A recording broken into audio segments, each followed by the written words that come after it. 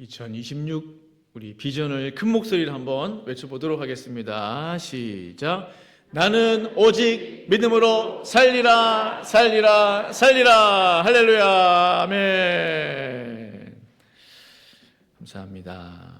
오늘 함께 나눌 말씀은요, 우리 사무엘하 7장 14절에서 17절까지 말씀을 같이 보겠습니다.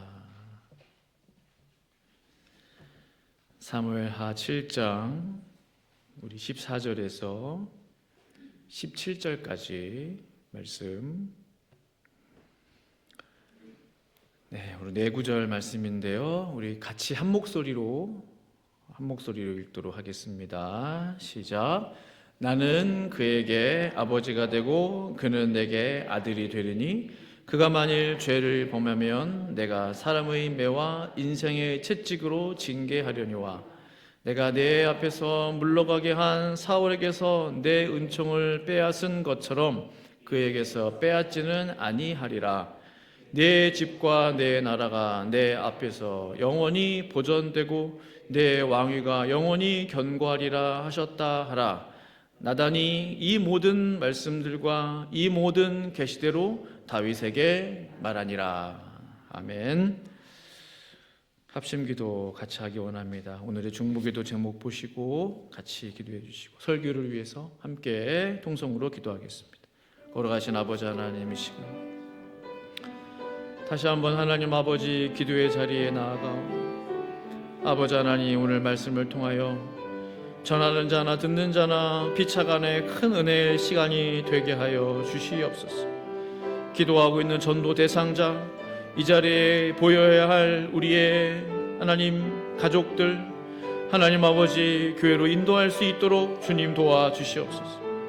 특별히 회복 중에 계신 우리 김판영 목사님 위해서 기도하오니 무엇보다 하나님 식사를 잘 할 수 있도록 주님 도와주시옵소서.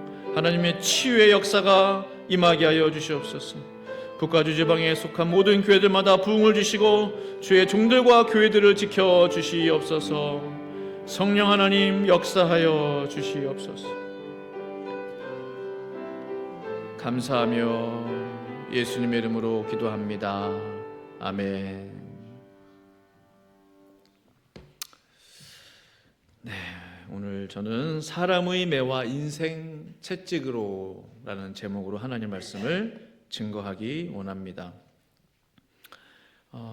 다윗의 어린 시절을 이렇게 생각해 보면요, 굉장히 마음에 좀 측은함이 있게 느껴집니다. 어린 시절 그의 직업은 어릴 때부터 목동이었죠.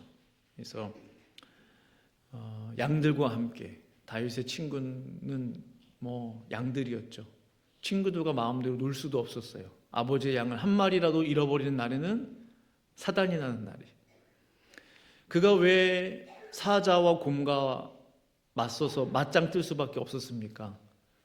그 정도로 이제 엄했던 거죠. 집안 분위기가.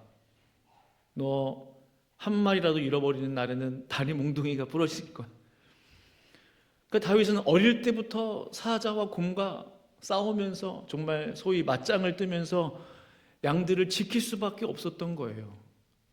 그 어떤 그 어린 소년 다윗의 마음이 좀 느껴지십니까?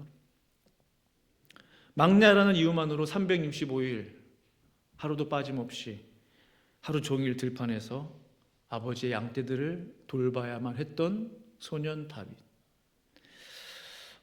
이 다윗은 완전히 소외된 어떤 그런 막내였던 것 같아요. 왜 그럴까요? 이스라엘의 사사 사무엘이 그 집을 방문했을 때, 아버지 집을 방문했잖아요. 그러면 보통 식구들을 다 불러 모으는 거죠.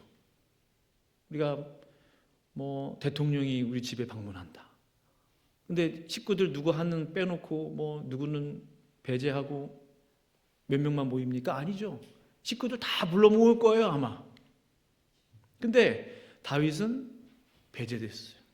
소외됐어요. 가족 중 유일하게 막내 다윗만 그 자리에 없었어요. 무슨 뜻이죠? 다윗은 중요한 가족 모임에 있어도 되고 없어도 되고, 있어도 그만, 없어도 그만. 그저 그런 존재였다라는 거예요.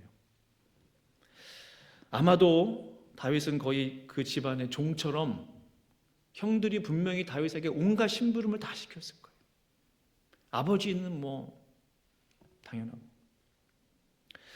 가족들의 사랑을 거의 받지 못했던 다윗, 항상 양들과 함께 외로이 지내야만 했던 소년 다윗의 그 어린 시절이 제 눈앞에 이렇게 선하게 보이는 것 같아요. 근데 놀랍게도요, 가족들은 다윗을 주목하지 않았지만, 가족들은 다윗을 그렇게 소중하게 여기지 않았지만, 하나님께서는 다윗이 목동 시절 양들을 돌볼 때부터 그에게 주목했다라는 사실이에요. 이게 참 놀라워요. 사람은 별로 관심 갖지 않아요. 우리의 눈으로 별로 이 사람 저 사람 그냥 별로 관심 없는 사람들 있잖아요. 근데 하나님은 그 사람에 대해서 관심을 갖고 계세요. 하나님은 그의 인생을 주목하고 계세요.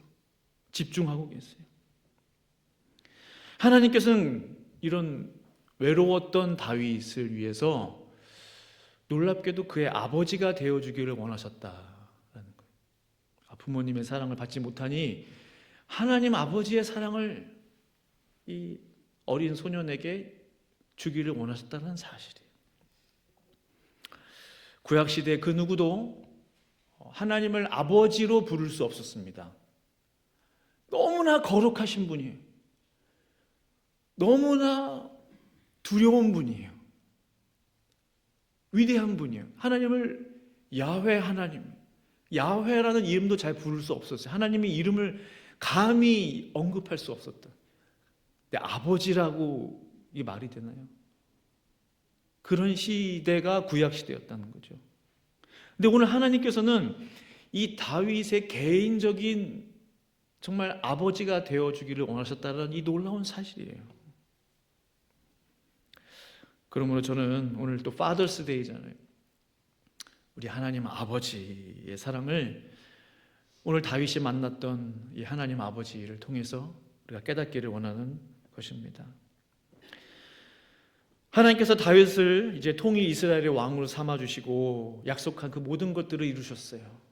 그때 하나님께서 나단 선지자를 통해서 하나님 아버지의 그 메시지, 하나님 아버지의 그 편지, 마음의 편지를 전달하게 하십니다. 그 내용이 사무엘하 7장에 쭉 나와 있거든요.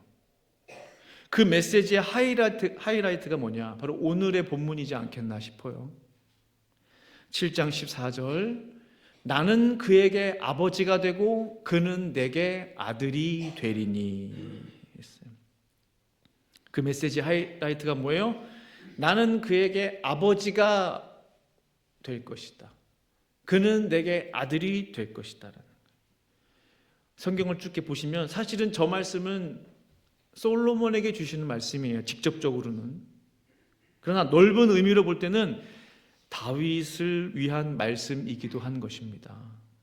중요한 것은요, 하나님께서 그의 아버지가 되어주시겠다고 선언하셨다는 거예요. 다윗이 먼저 원한 적이 없어요. 그의 아들 솔로몬이 먼저 구한 적이 없어요. 하나님의 일방적인 선언이에요.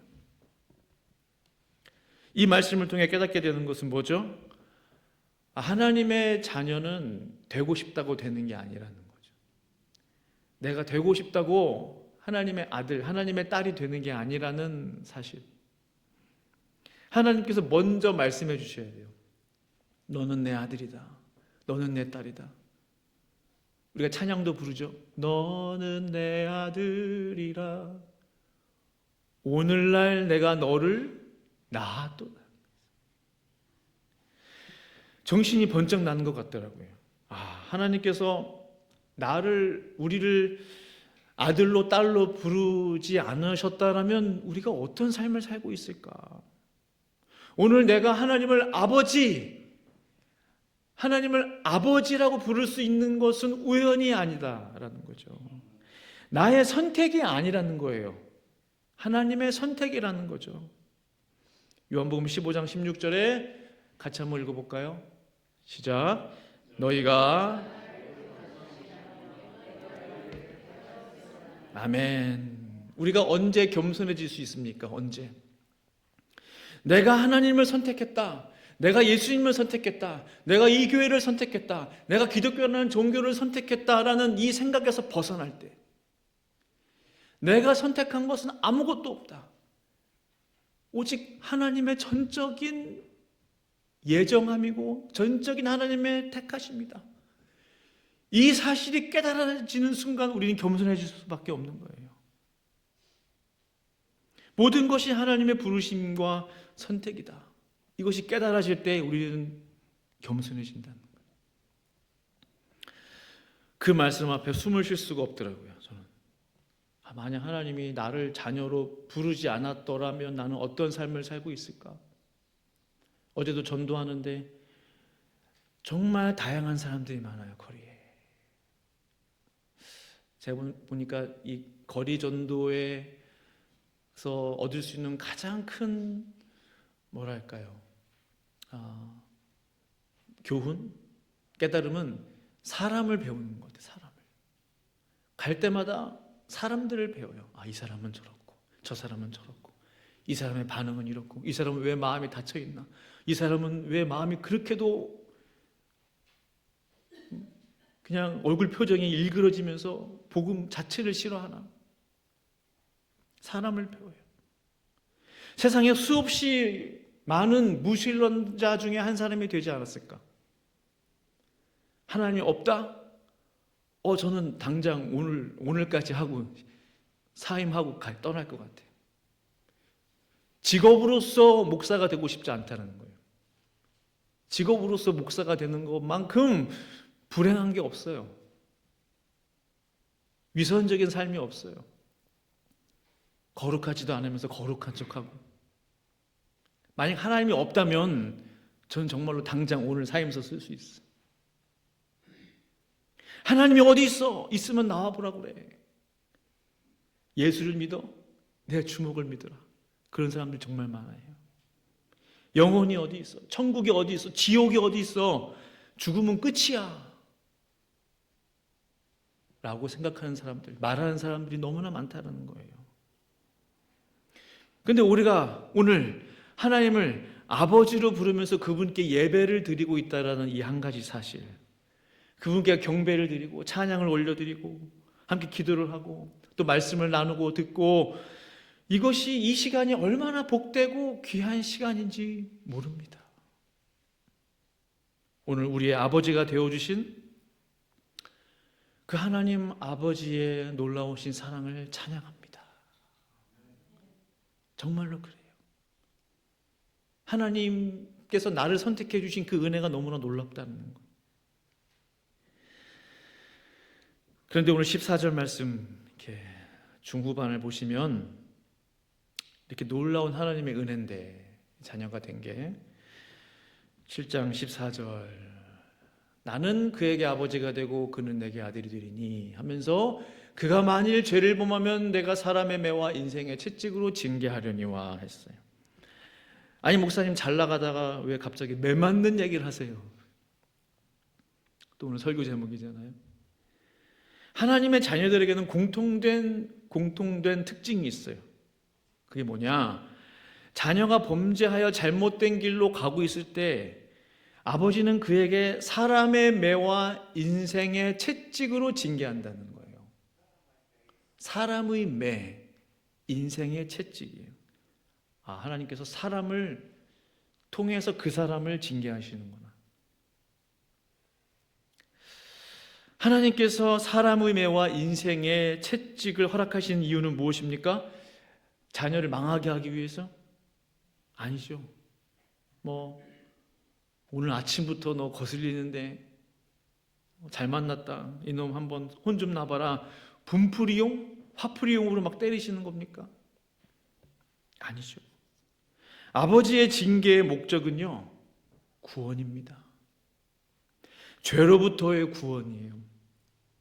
아버지의 그 징벌의 목적은 생명입니다. 죽음에서 생명으로. 믿기 어려우실 수 있겠지만 징계는요, 하나님의 징계는 하나님의 자녀만이 가지고 있는 거룩한 특권이에요. 별로 아멘은 안 나오죠. 거룩한 특권? 매 맞는 게 특권이야?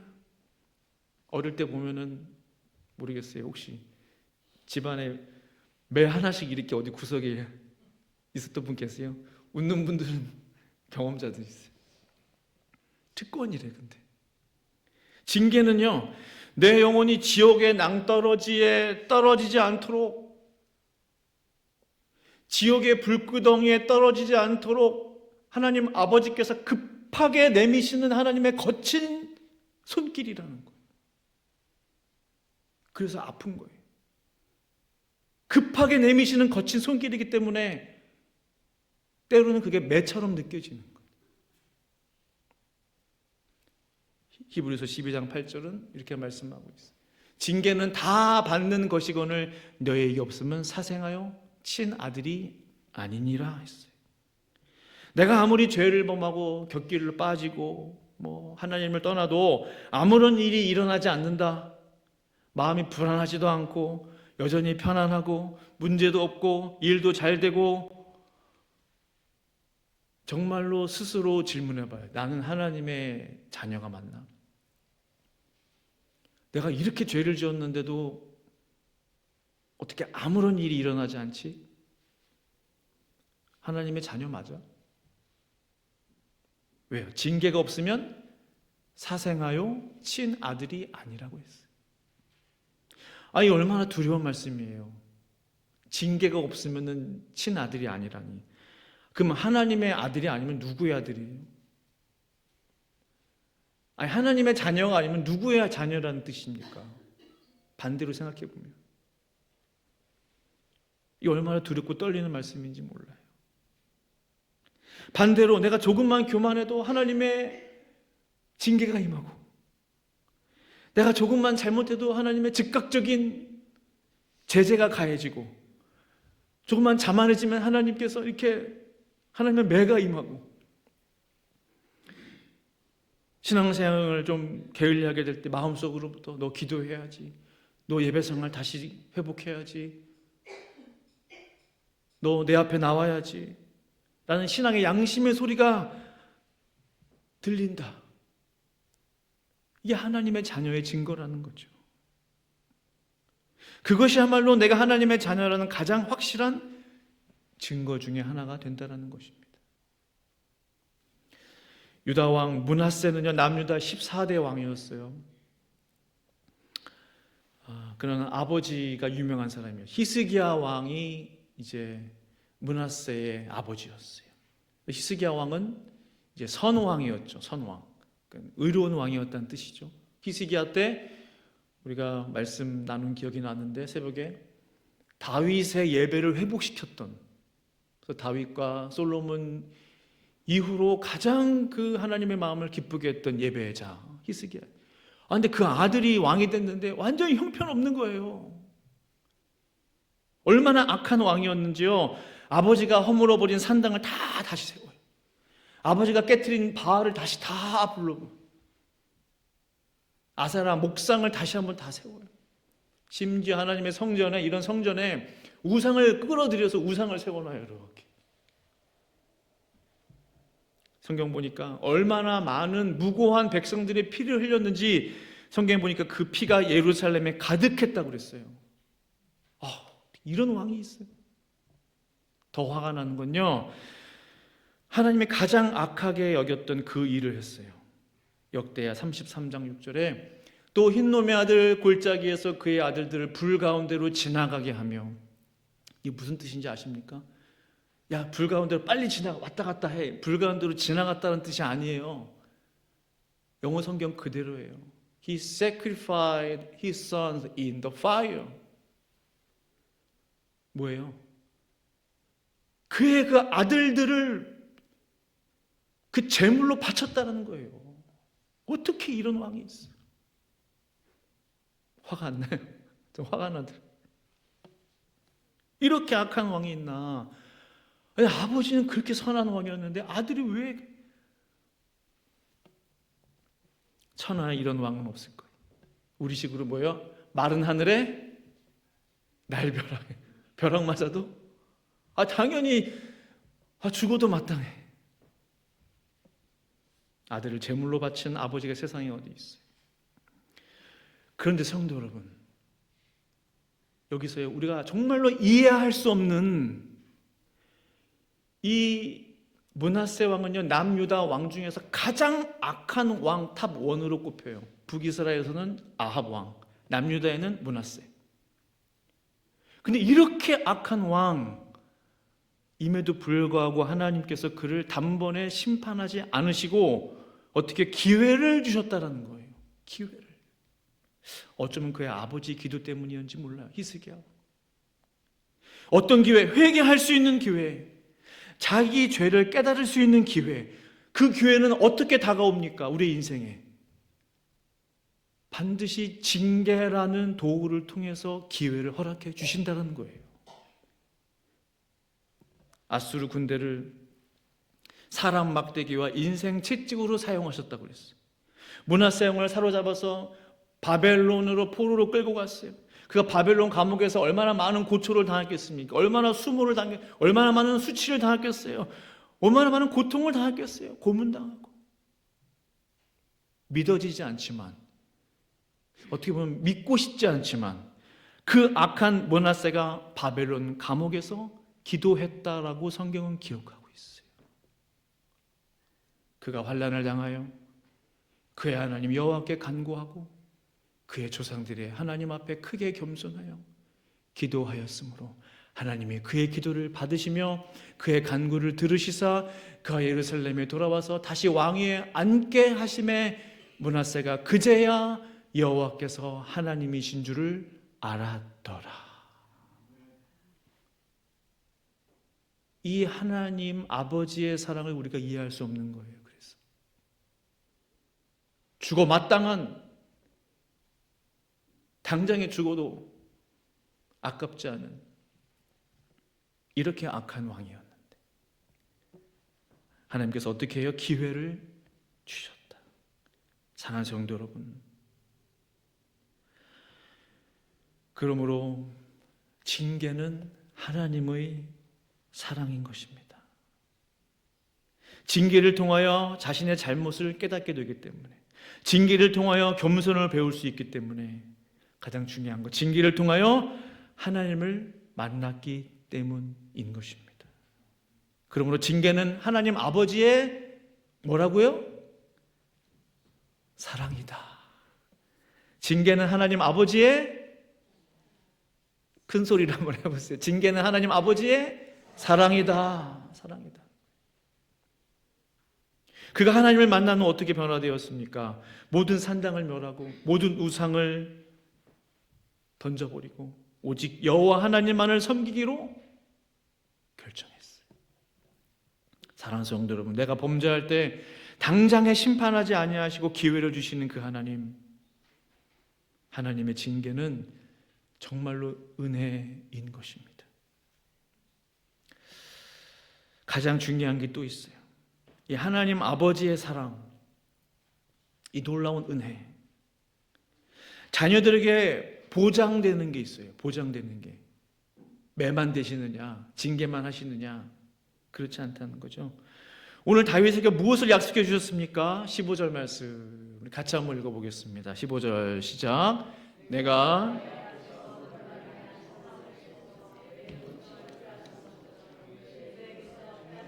아리아리라. 아멘. 여기 은총이란 단어에 쓰인 히브리어, 우리가 자주 들었어요. 은총이란 단어에 쓰인 히브리어가 바로 그 유명한 헤세드입니다. 헤세드는 무슨 뜻이에요? 헤세드는요, 아무리 인간의 말로 표현을 하려고 해도 표현할 수 없는 거예요. 굳이 표현한다면 절대로 깨질 수 없는 하나님의 영원한 언약이, 결코 변할 수 없는 영원한 하나님의 은혜, 영원한 하나님의 사랑, 영원한 하나님의 은총이 바로 헤세드예요. 무조건적인 하나님의 사랑이에요. 이 헤세드의 은총을 누가 받을 수 있느냐? 하나님의 자녀들에게만 주어진다는 거예요. 누구에게만? 하나님의 자녀들에게만. 사울 왕은 이스라엘의 초대 왕이었죠. 하나님은 사울에게는요, 아버지가 되어주시지 않았어요. 즉 사울에게는 하나님의 헤세드의 은혜가 없었어요. 하나님의 헤세드의 은혜가 없었던 사울은 어떻게 인생을 마감했습니까? 어떻게 마무리했어요? 비참하게 죽었어요. 비참하게 죽었어요. 정확하게 말하면 하나님으로부터 버림받았어요. 성도 여러분, 이것이 얼마나 큰 차이입니까? 하나님의 자녀인 것과 그렇지 못한 것이 얼마나 큰 차이인지 몰라요. 우리는 하나님의 자녀야, 너는 하나님의 아들이야 딸이야, 우리 계속 귀에 못이 박히도록 들으니까 별로 감동이 없죠. 그냥 별로 감각이 없죠. 그런데 이것은요, 하나님의 자녀인 사람이 받는 이 헤세드의 은혜가 있고 없고를 우리가 정말로 생각해 볼 때 엄청난 차이.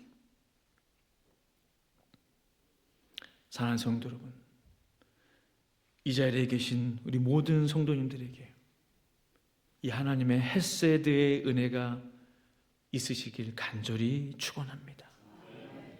네, 반드시 그래야 돼요. 정말 반드시 그래야 돼요. 양보할 수 없어요. 이 헤세드는 바로 그 하나님의 영원한 은총 헤세드를 구체적으로 묘사한 구절이 16절이지 않습니까? 내 집과 내 나라가 내 앞에서 영원히 보존되고 내 왕위가 영원히 견고하리라 하셨다 하라. 영원히 보존되고 영원히 견고하리라. 다윗의 집의 영원한 보존, 다윗 왕국의 영원한 보장, 무엇으로 말미암아요? 헤세드. 하나님의 자녀에게 주시는 가장 놀랍고도 위대한 하나님의 약속은 바로 그 영원성이에요. 영원성, 이터널리티, 영원성이에요. 무슨 뜻입니까? 우리가 무엇을 하든지 앞에 영원한이 붙어요. 영원한 은혜, 영원한 행복, 영원한 구원, 영원한 축복, 영원한 보호하심, 영원한 건강, 영원한 안식, 영원한 쉼. 사실 우리가 계속 아멘이 나와야 돼. 이 영원함을 우리가 깨닫는다면, 이 모든 단어를 한 단어로 표현한다면, 이 모든 문장을 한 단어로 표현한다면 뭐가 될까요? 혹시 말씀해 주신 분 계세요? 영원한 행복, 영원한 축복, 영원한 안식, 영원한 사랑, 영원한 보호. 뭐예요? 헤세드. 근데 이 영원한 삶을 어디서 누려요? 천국에서. 바로 이 모든 문장을 하나로 만들 수 있는, 압축하는 단어가 천국, 하나님의 나라예요. 영생이에요. 천국은 그러한 곳이에요. 영원한 곳이에요. 영원히 눈물이 없는 곳이에요. 영원히 하나님과 행복하게 사는 곳이에요. 고통이 없는 곳이에요. 아픔이 없는 곳이에요. 스트레스가 없는 곳이에요. 여기저기 관절이 쑤시는 그런 고통이 없는 곳이에요. 사람은 영원히 사는 존재예요. 문제는 그 영원한 삶을 어디서 어떻게 보낼 것이냐. 하나님께서 오늘 다윗에게 그 영원함을 보장해 주셨다는 거예요. 저는 이 영원한 하나님을 묵상하고 생각할 때마다 이걸 어떻게 좀 더 전달할 수 있을까?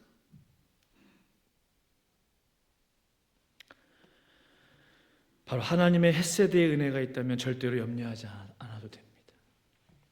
두려워하지 않아도 돼요. 걱정하지 않아도 돼요. 영원한 하나님의 은혜와 사랑이 보장되어 있기 때문에요. 사랑하는 성도 여러분, 말씀을 마무리하기를 원합니다. 하나님의 자녀에게는 사람의 막대기와 인생의 채찍이라는 이 사랑의 징계가 반드시 있어요. 그게 증표예요. 내가 하나님의 자녀구나. 증거예요. 그러나 그것보다 더 중요한 게 뭡니까? 헤세드의 영원한 은총이 있기 때문에 결코 우리는 망하지 않는다는 거죠. 결코 우리는 결국 마지막에는 승리예요. 결국 뭐예요? 영혼의 구원함을 받는 거예요. 믿음의 결국은 뭐예요? 영혼의 구원을 받음이라 했잖아요. 이 자녀들에게 영원한 천국이라는 가장 놀랍고 위대한 은혜를 우리 하나님 아버지께서 주신 줄로 믿습니다. 나를 자녀로 선택해 주신 그 놀라운 하나님의 은혜에 감사할 수 있는 오늘 주일 될 수 있기를 간절히 축원합니다. 우리 마지막으로 하나님 아버지를 향해서, 사실은 하나님 아버지를 향해서 해피 파더스 데이 해야 돼요. 하나님 아버지를 향해서 해피 파더스 데이, 해피 파더스 데이. 하나님을 찬양합니다. 갑자기 목사님이 생뚱하게 축제의 분위기로 말씀을 마무리하려고 했는데, 함께 기도하겠습니다. 오늘 말씀 생각하시면서 나를 자녀로 선택해 주신 이 은혜는 너무나도 큰 은혜입니다. 하나님 앞에 감사하고 찬양하고 내 영혼을 영원토록 천국에서 살게 하시겠다고 약속하신 그 놀라운 하나님의 은혜, 주님 감사합니다. 찬양합니다. 우리 함께 합심으로 기도하시겠습니다. 걸어가신 아버지 하나님 찬양하며 감사하며 찬양합니다. 주님, 주님, 주님, 자녀에게 주시는 이 놀라운 하나님의 은혜와 사랑, 하나님의 아들에게만, 하나님의 딸에게만 주시는 이 놀라운 헤세드의 은혜, 결코 변하지 않는, 결코 바뀔 수 없는, 결코 삭제될 수 없는, 결코 결단코 지워질 수 없는 놀라운 이 하나님의 은혜, 우리 가슴 깊이 깨닫기를 원합니다. 어쩌다가 구원받았는가? 어쩌다가 교회 나왔는가? 어쩌다가 집사가 되었는가? 어쩌다가 성도가 되었는가? 아닙니다. 주님, 이 놀라운 구원의 은혜 하나님 감사할 수 있도록 우리의 눈을 열어주시옵소서, 마음을 열어주시옵소서, 구원의 은혜에 감격하게 하여 주시옵소서, 구원의 은혜에 감사하게 하여 주시옵소서. 주님 찬양합니다. 주님 감사합니다. 주님 감사합니다. 이 모든 말씀 예수님의 이름으로 기도합니다.